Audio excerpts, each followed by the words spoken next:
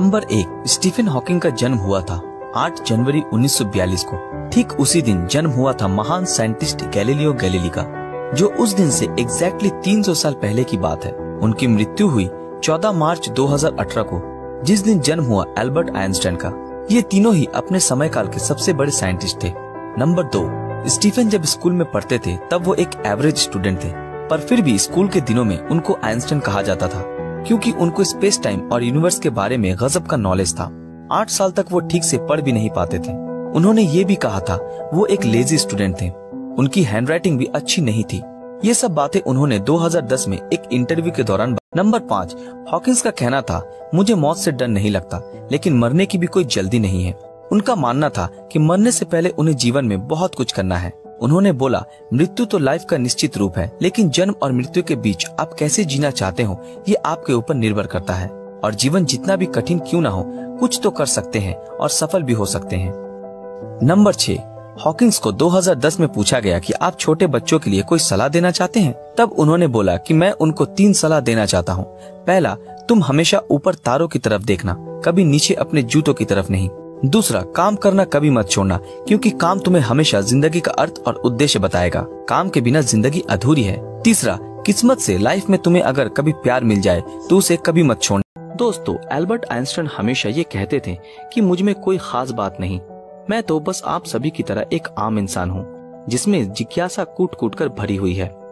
आप लोगों को ये जानकर हैरानी होगी कि उन्हें स्कूल एक जेल की तरह लगता था, क्योंकि उनके हिसाब से टीचर्स समझाने से ज्यादा किताबें रटना सिखाते थे, और अध्यापकों से बार बार ऊटपटांग सवाल पूछने के कारण उन्हें मंदबुद्धि भी कहा जाने लगा था। ये बात आइंस्टाइन के दिमाग में घर कर चुकी थी, और उन्होंने अपने अध्यापक से पूछा कि वो अपने दिमाग को आखिर किस तरह से विकसित कर सकते हैं। तो उनके सर ने सिर्फ एक लाइन कही थी, अभ्यास ही सफलता का मूल मंत्र है। और इस बात को सुनकर आइंस्टाइन ने उसी दिन ये निर्णय ले लिया था कि वो पूरी दुनिया से आगे बढ़कर दिखाएंगे।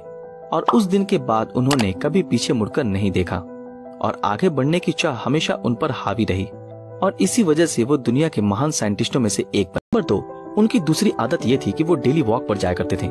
इसके पीछे कारण ये था कि वॉक पर जाने से हमारा ब्रेन फ्री रहता है, जिससे कि नए नए और इनोवेटिव आइडिया भी दिमाग में आते रहते हैं।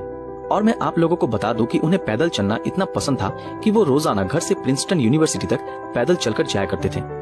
ये चीज साइंटिफिकली भी प्रूव हो चुकी है कि अगर आप दिन में थोड़े टाइम वॉक पर जाते हो तो आपका ब्रेन ज्यादा एक्टिवली वर्क करता है। नंबर 3, उनकी तीसरी आदत ये थी कि उन्हें हाउस ऑफ कार्ड्स मतलब कि ताश के पत्तों से घर बनाना बहुत अच्छा लगता था।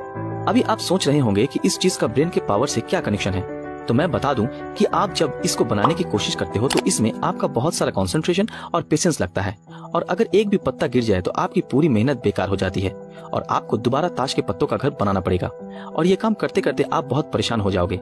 लेकिन दोस्तों, इस काम को करने से आपको ये बेनिफिट होगा कि आपका कंसंट्रेशन पावर और आपका पेशेंस बहुत ज्यादा बढ़ जाए। एल्बर्ट आइंस्टाइन की उन आदतों के बारे में जानेंगे जिन्हें जानकर आप भी अपने ब्रेन पावर को बढ़ा सकते हो।